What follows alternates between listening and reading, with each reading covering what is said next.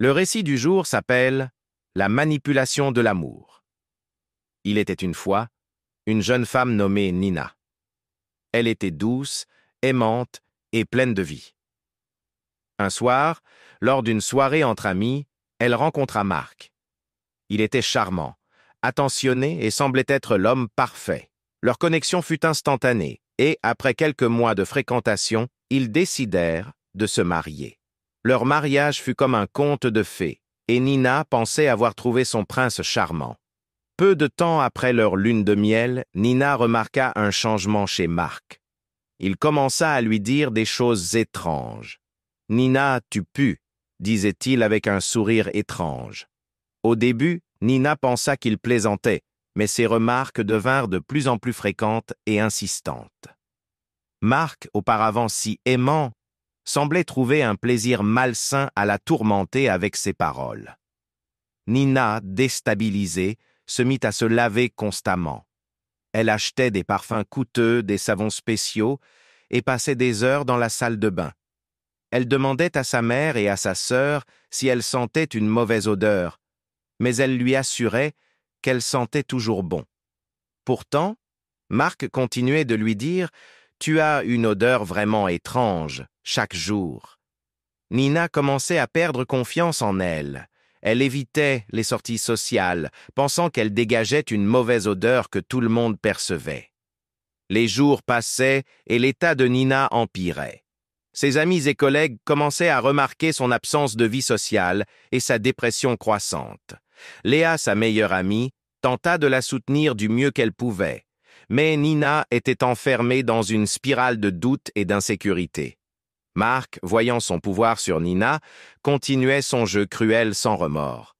Un soir, alors que Nina se préparait pour un dîner important, Marc se pencha vers elle et chuchota. « Peu importe combien tu te laves, tu empestes toujours. » Nina, au bord des larmes, annula sa sortie et se renferma encore plus sur elle-même.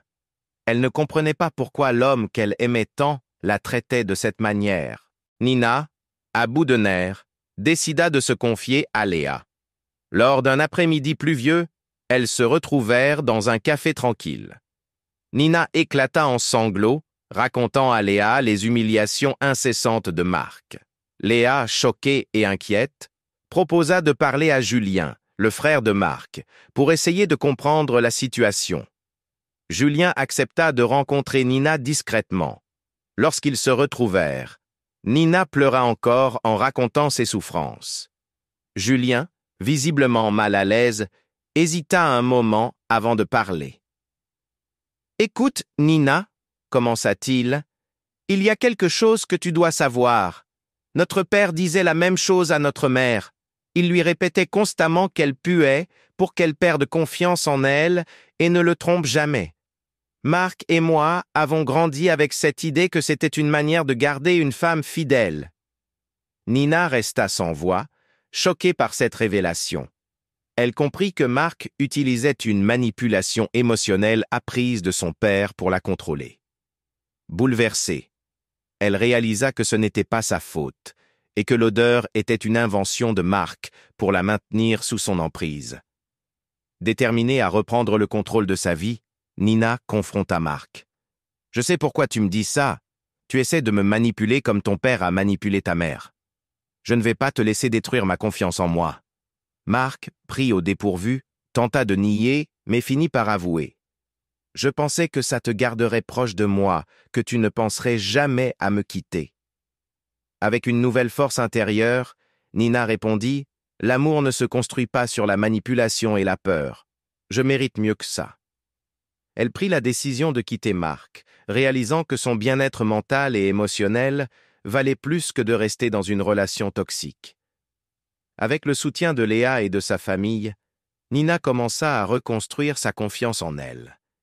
Elle apprit à s'aimer et à se respecter, se rappelant chaque jour qu'elle méritait d'être aimée pour ce qu'elle était réellement. Les premiers jours après son départ furent difficiles, mais Nina se sentit de plus en plus libérée à mesure qu'elle reprenait le contrôle de sa vie.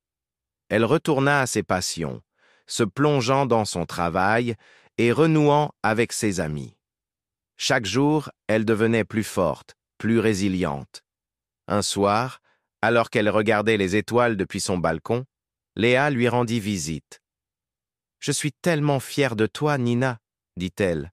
« Tu as montré une force incroyable. » Nina sourit, reconnaissante du soutien inébranlable de son amie. Des mois passèrent et Nina continua de se reconstruire. Elle rencontra de nouvelles personnes, créa de nouvelles amitiés et, surtout, apprit à se faire confiance à nouveau. Elle réalisa que l'amour véritable ne repose pas sur la manipulation, mais sur le respect mutuel et la confiance. Elle décida de partager son histoire pour aider d'autres femmes à reconnaître les signes de manipulation et à trouver la force de se libérer. Elle organisa des ateliers, participa à des conférences et devint une voix puissante pour les victimes de manipulations émotionnelles. Leçon du jour. L'amour véritable ne repose pas sur la manipulation et le contrôle. La confiance en soi et le respect mutuel sont les fondements d'une relation saine et épanouissante. Si tu as aimé cette histoire, abonne-toi et laisse un like pour découvrir encore plus d'histoires passionnantes. À bientôt!